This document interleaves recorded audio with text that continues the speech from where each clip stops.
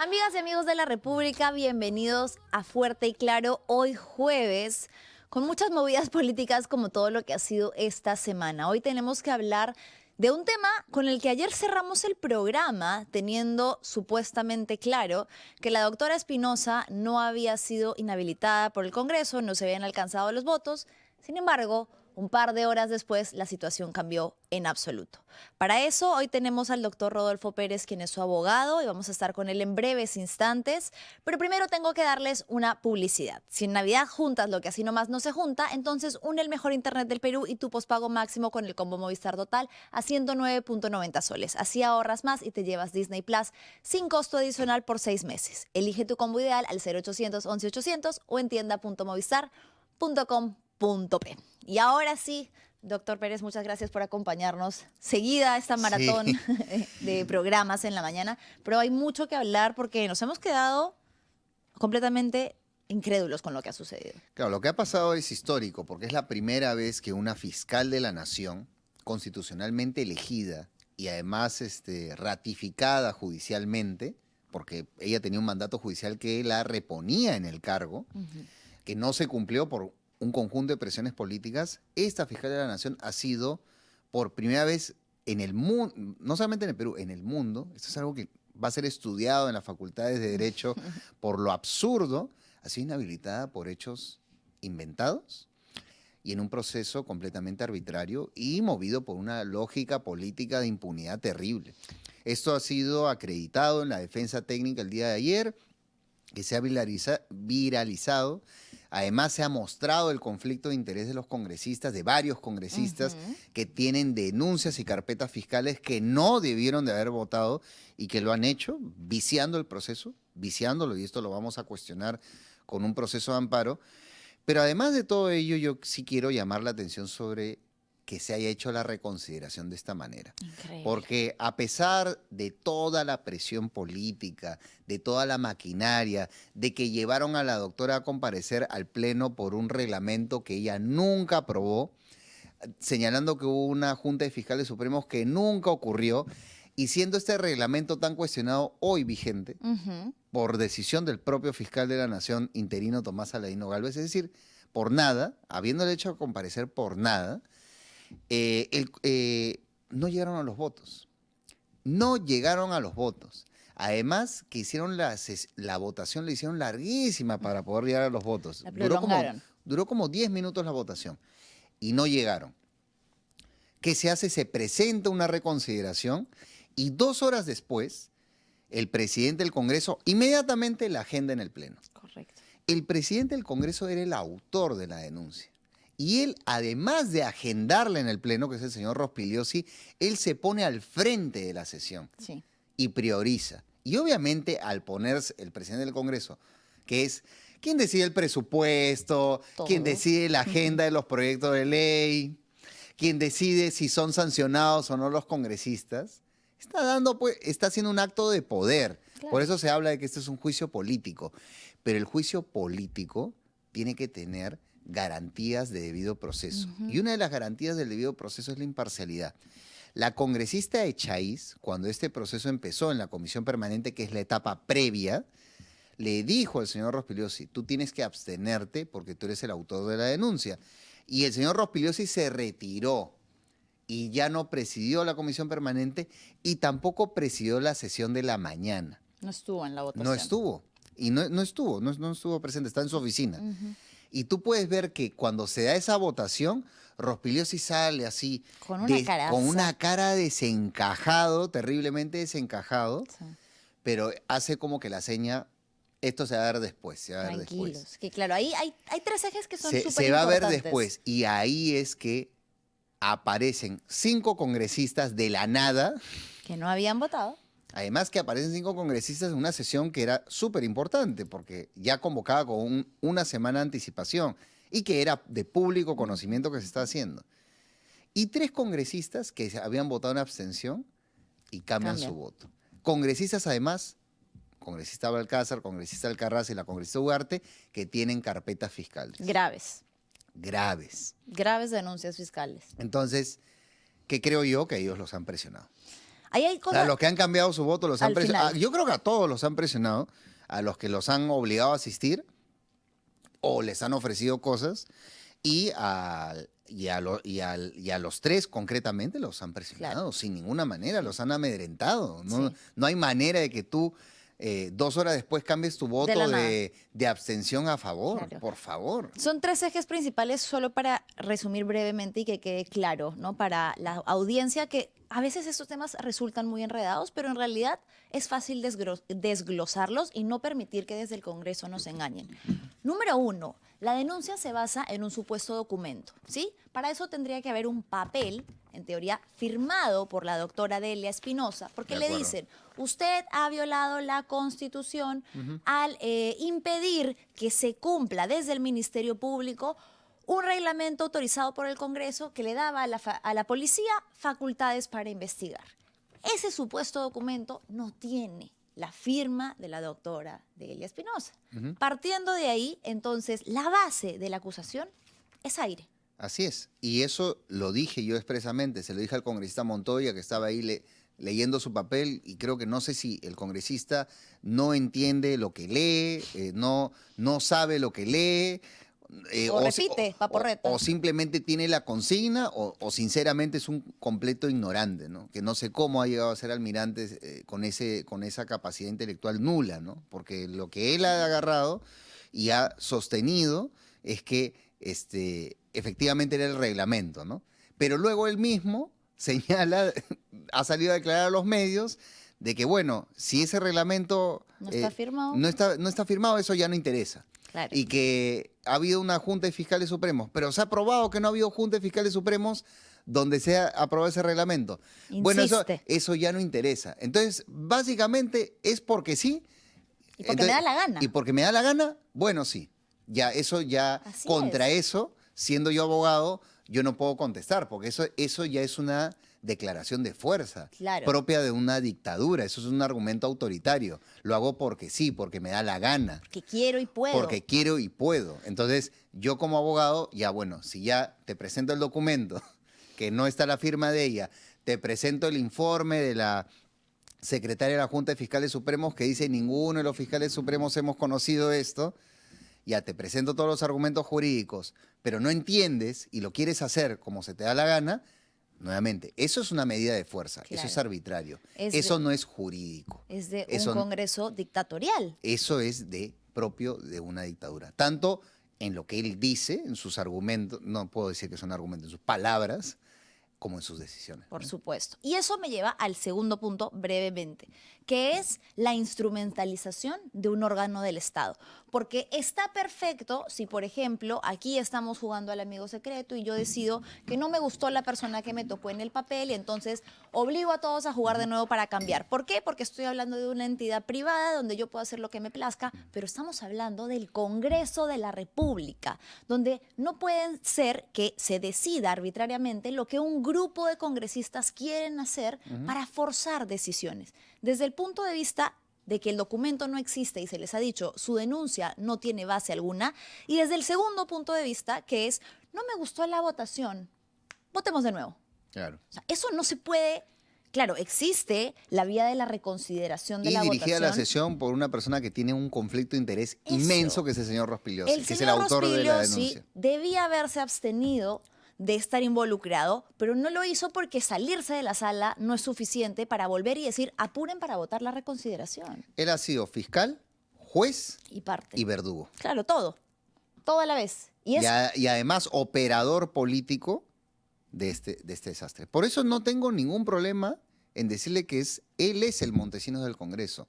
Él es el que hace el trabajo sucio y finalmente de generar estas arbitrariedades. Él está haciendo un trabajo sucio para o sacar leyes, pues, estas famosas leyes pro crimen y otro tipo de arbitrariedades, y estas decisiones que son absolutamente inconstitucionales e ilegales. ilegales, esa es la palabra, O son sea, ilegales. Y evidentemente, siendo nuevamente presidente del Congreso, ¿qué cosa les ofrecerá a los congresistas? Sin ninguna duda. Eso. Y él tiene que responder al país. A mí me parece que él está pasando desapercibido en esta situación. Claro. Sabemos que tiene una agenda ocupada, Sí. doctora, pero antes de que se vaya, quisiera que veamos rápidamente el cuadro de cómo fueron los cambios. Porque a tres de estos congresistas, que son los que finalmente terminaron cambiando su voto, Claro. usted los mencionó en su discurso. El doctor ayer se presentó ante el Congreso como defensa de Delia Espinosa y habló directamente de la congresista Kira Alcaraz, de Katy Ugarte y de José Balcazar, que son tres congresistas que tienen carpetas fiscales, denuncias Claro. fiscales. Lo que se dijo ahí es que los congresistas que están investigados tienen un conflicto de interés y que por lo tanto no deberían de votar y que pensaran muy bien lo que ellos Iban a hicieran. hacer, claro. Uno creería que a veces los congresistas no entienden, ¿no? Pero definitivamente parece que algunos, pocos, sí lo entendieron y por eso ellos se abstuvieron. Entonces, ese argumento de la defensa sí tuvo éxito en un primer momento. Pero luego, ¿Con quién sabe qué presión? ¿qué presión habrá pasado para que aparezcan esas 5 personas, como bien dice, refuerzos que ingresaron en el segundo tiempo, y esos 3 que sin ninguna explicación ni argumento adicional, porque no es que hubo más debate, se presentaron Nada. nuevos hechos, nada. No Nada. cambió nada. No cambió nada respecto del... Sin nada, cambian su voto. De abstención, que era algo válido. O sea, la abstención normalmente es un voto que no se debería dar en el Congreso. Pero si yo tengo un conflicto de interés, me parece que la abstención es un voto válido en un parlamento. Claro. Entonces, si yo tengo ese conflicto de interés con Delia Espinosa, no soy imparcial. Por lo tanto, no debo de votar. Entonces, eso lo han torcido para finalmente imponer esta decisión Claro. arbitraria. Qué coincidencia, justo los votitos que necesitaban. Justo lo que les faltaba es como han llegado. Por eso digo, esas Un descaro me parece que absoluto. son prácticas absolutamente montesinistas e inmorales. Más allá de la parte estrictamente legal, que vamos a continuar haciendo la defensa de la doctora y vamos a interponer una acción de amparo con todo el sustento constitucional, porque acá hay sustento del Tribunal Constitucional y la Corte Interamericana de Derechos Humanos, donde dice que este tipo de juicios políticos tienen que cumplir una serie de garantías y reglas de debido proceso. Y acá han sido completamente desbaratados. Eso ha sido completamente desbaratado. Entonces, un amparo lo vamos a ganar. Pero obviamente, ¿quién la repara a la doctora en todos estos meses o probablemente un año que va a perder su cargo? Claro. El cargo por el cual ella ha luchado toda su vida. Ella tiene 29 años de carrera fiscal. Imagínate 29 años trabajar en una institución que ha sido tu vida. Llegas al máximo nivel posible y luego viene Montoya y Rospigliosi, te inventan cosas y te destruyen tu carrera. Sí, claro. ¿Y quién va a pagar por eso? Yo he sido muy claro con la doctora de que si llegamos a la instancia internacional, nosotros no vamos a pedir reparación civil al Estado. Por eso la doctora ha dicho que los va a denunciar penalmente. Y en la denuncia penal, la reparación civil va a salir de los congresistas. Ojalá. Vamos a pedir que la reparación civil a la doctora, de todo el daño que le van a causar durante estos meses y un año, salga del bolsillo de los congresistas, porque esto ya se acabó.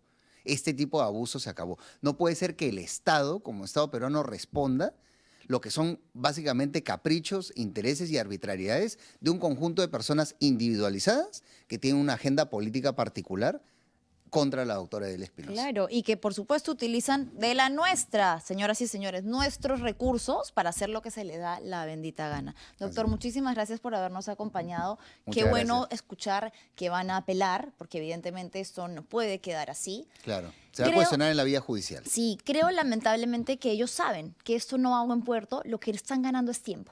Todo el tiempo que puedan mantener a Tomás Gálvez como fiscal de la Nación para hacer lo que viene haciendo, que es cerrar expedientes, cerrar expedientes, cerrar Y expedientes. cuidado con lo que esto implica de cara a las próximas elecciones. ¿En qué condiciones se van a hacer las próximas elecciones en el Perú si todas las instituciones se está concentrando el poder alineado a los grupos políticos del Congreso?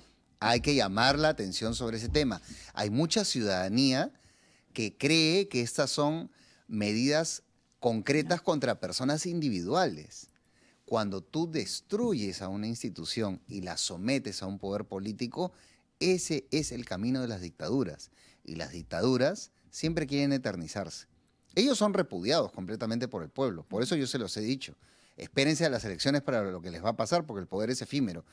Pero la pretensión de ellos, sin ninguna duda, es concentrar el poder y quedarse. Así que mucho cuidado. Mucho cuidado con ello. Recordar, ciudadanía, recordar de cómo están tomando todas las instituciones. Ha sido Rodolfo Pérez, abogado de la doctora Delia Espinosa. Nosotros vamos a una breve pausa, pero ya regresamos.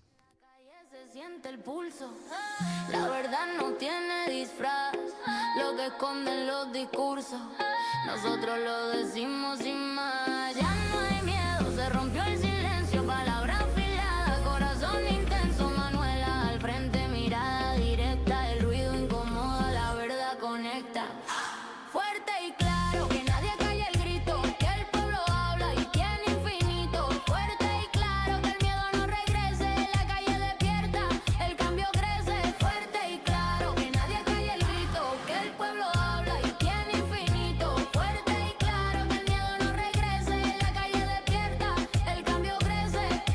Voces nuevas rompiendo el eco, jóvenes viejos somos el reflejo. No hay guión, no hay pose, no hay censura, hay mirada firme y voz segura.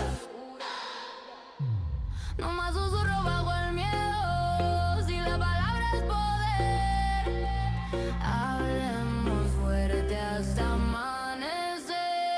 Fuerte y claro, claro, claro, fuego en ¿Cómo están, amigos, amigas? Ya estamos de regreso aquí en Fuerte y Claro. Veníamos hablando de lo indignante que ha sucedido con respecto a la votación de ayer en el Congreso, que después de reconsiderar una votación que no alcanzó los votos, ha decidido inhabilitar a la doctora Delia Espinosa por 10 años.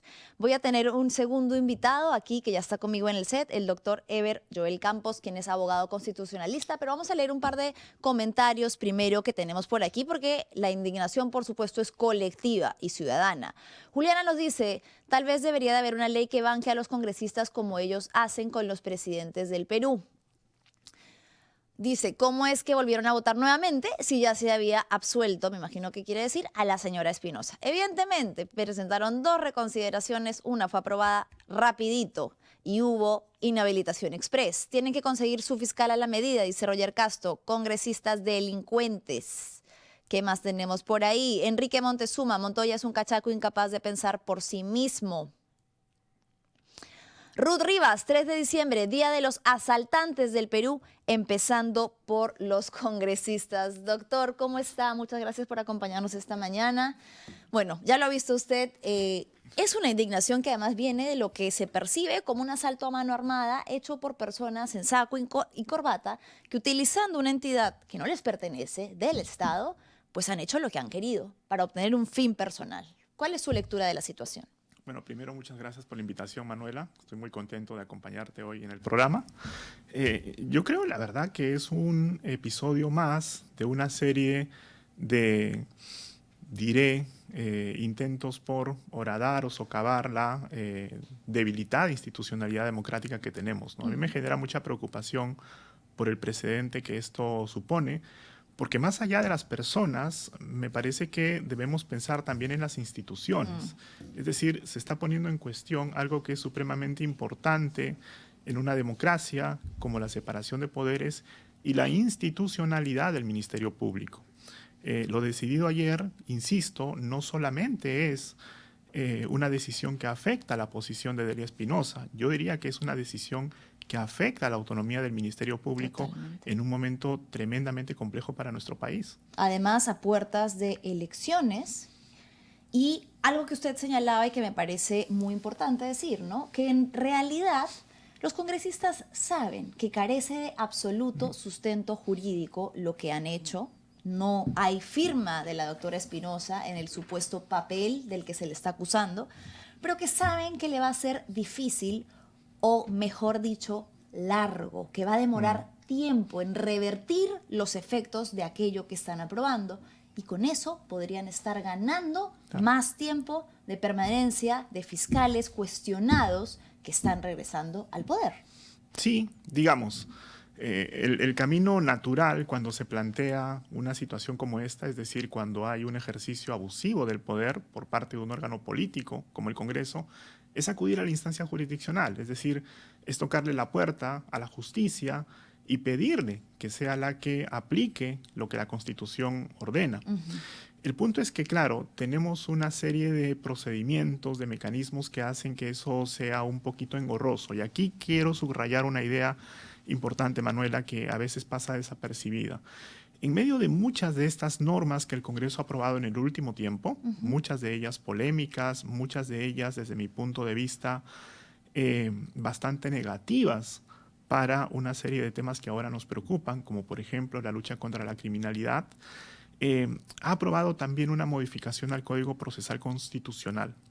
Esa modificación se aprobó el año pasado y consiste centralmente, para resumirlo en una frase, en modificar los términos del proceso constitucional de amparo cuando éste tiene que ver con decisiones del Congreso.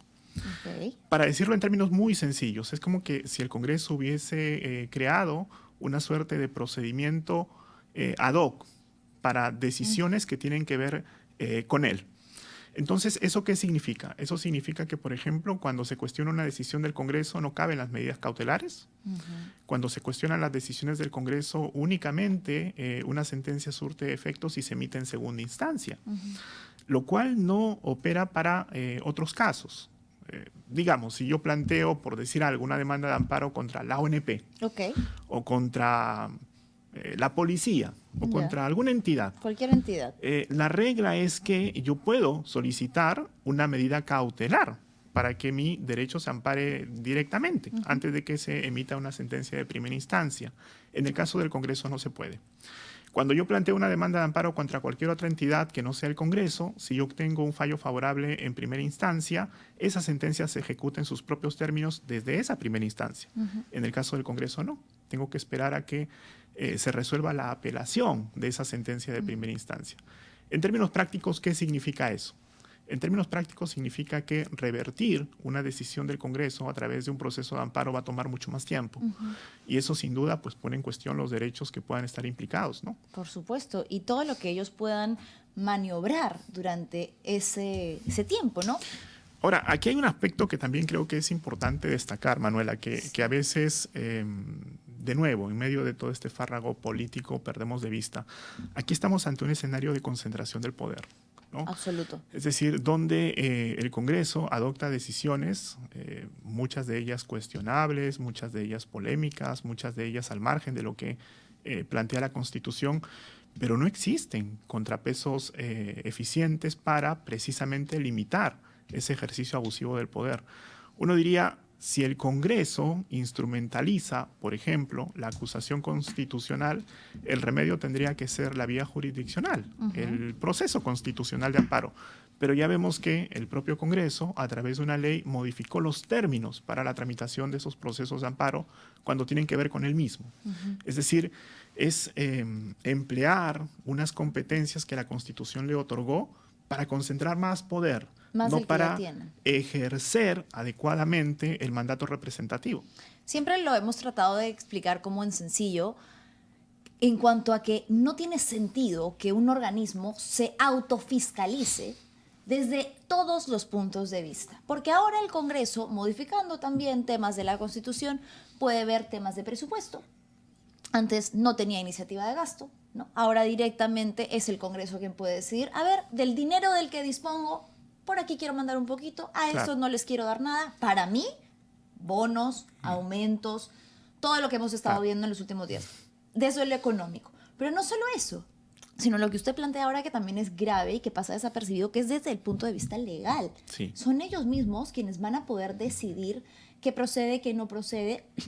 Y por ejemplo, en el caso de Delia Espinosa, que era ella quien estaba presentando una serie de amparos, ¿no?, de medidas cautelares, pues tengo entendido con lo que nos está explicando que ya para el Congreso va a operar diferente. Sí, en el caso del Congreso, como acabé de mencionar, opera una regla distinta.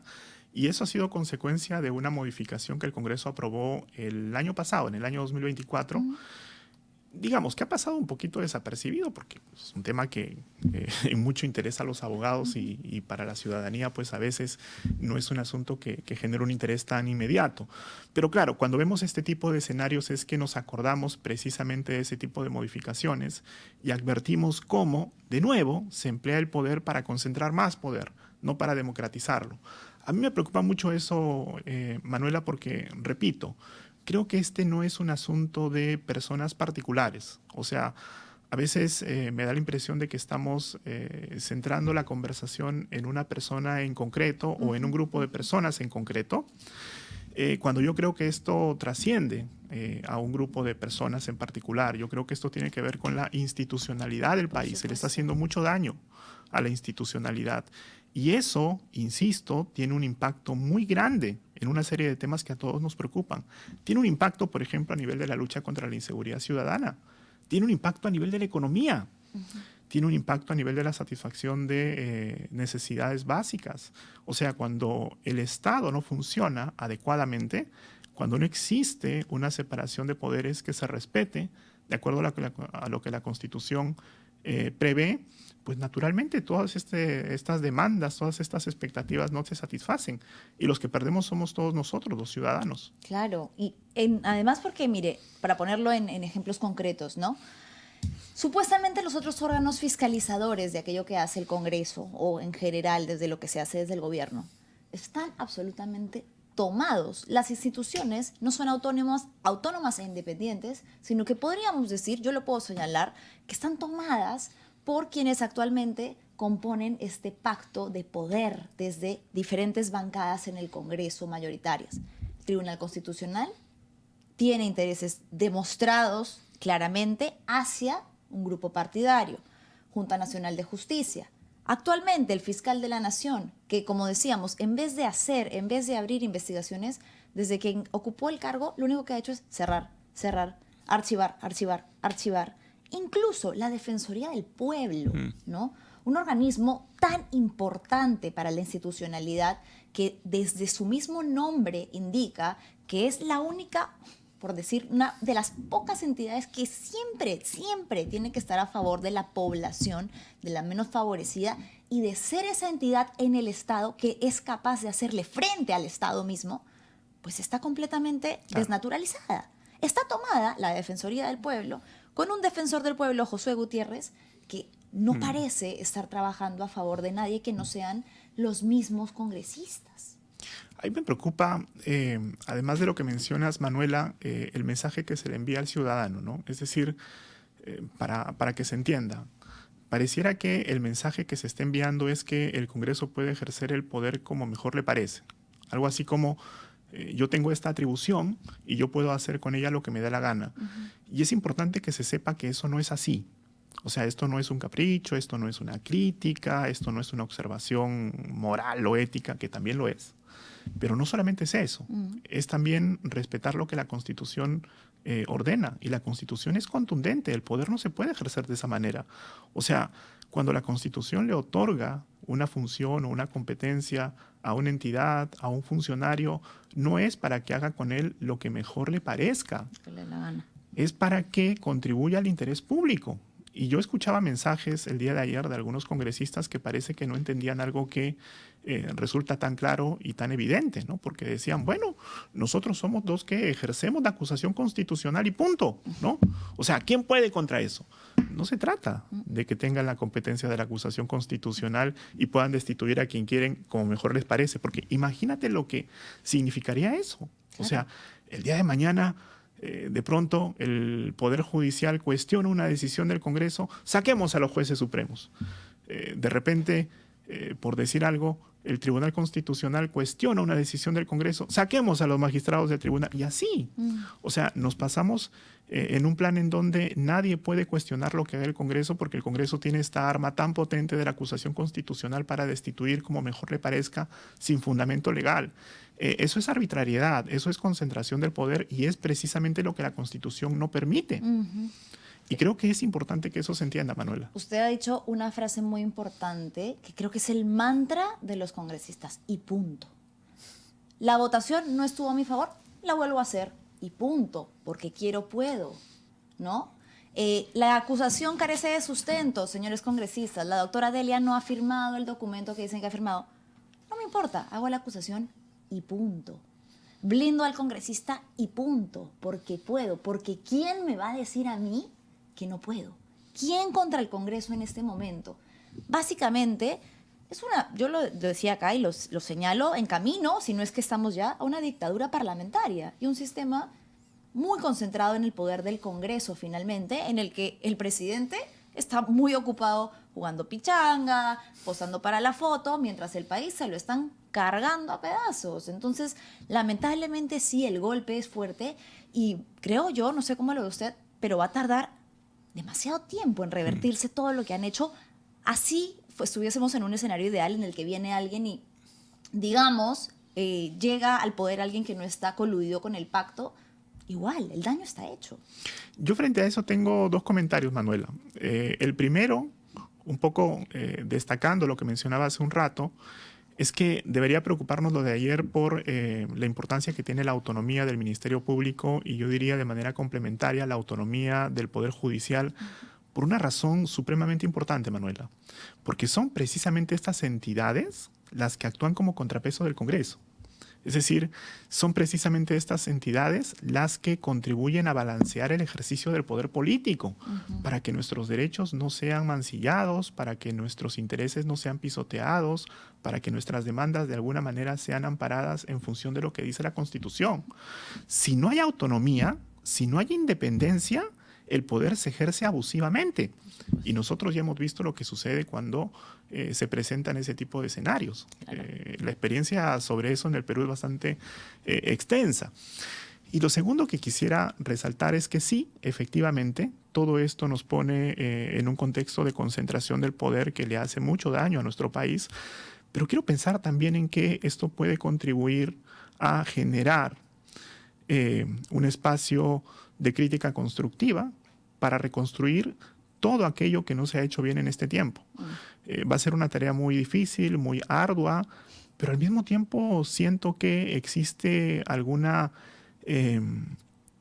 claridad, algún nivel de consenso acerca de que precisamente muchos acuerdos, muchos consensos que antes teníamos se han perdido y precisamente por eso hay que recuperarlos.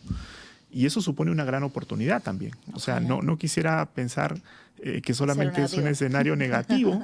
Quiero pensar también que esto puede ser una oportunidad para reflexionar críticamente acerca de la importancia de nuestras instituciones y acerca del rol que cumplimos quienes hacemos parte de la sociedad civil, de la academia, de los medios, para concientizar acerca de la importancia de respetar la Constitución, la democracia y sobre todo el balance de poderes.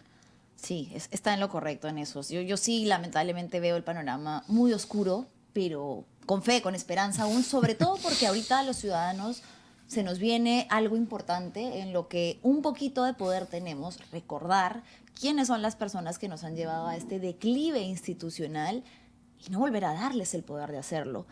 Y para cerrar, ¿no?, con lo que usted decía, ¿no?, creo que es importante traer la reflexión hacia el ámbito cotidiano, porque a veces el ciudadano de a pie escucha esto y dice, bueno, eso es un lío político del Congreso, de las autoridades, pero a ninguno de nosotros como ciudadanos nos conviene que en la Fiscalía, que en el Ministerio Público, que en la Policía siga existiendo corrupción, porque el día de mañana usted va a presentar una denuncia y cabe la posibilidad de que si desde las instituciones per se está todo podrido, no hay un lineamiento claro en contra de la corrupción, su caso puede ser uno de los tantos en los que hay vicio de poder, en los que un fiscal puede ser, no sé, sobornado fácilmente. Entonces, finalmente esto sí nos atañe a todos, la limpieza de nuestras instituciones y de cómo deben funcionar en un Estado de Derecho. Sí, sobre eso quiero rescatar algo muy importante que has dicho, Manuela.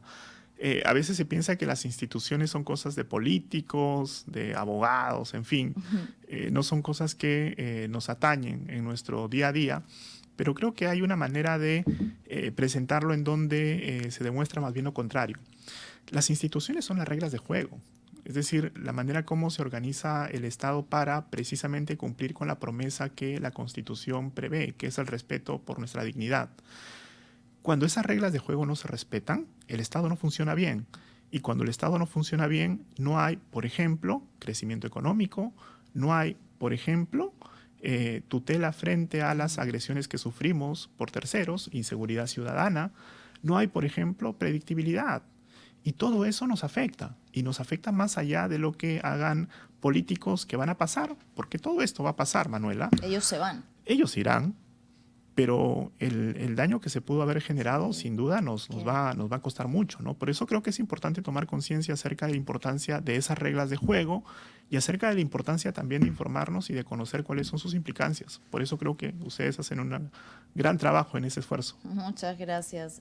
Ha sido el doctor Ever Joel Campos, abogado constitucionalista, que nos ha dado un poco de luces, ¿no?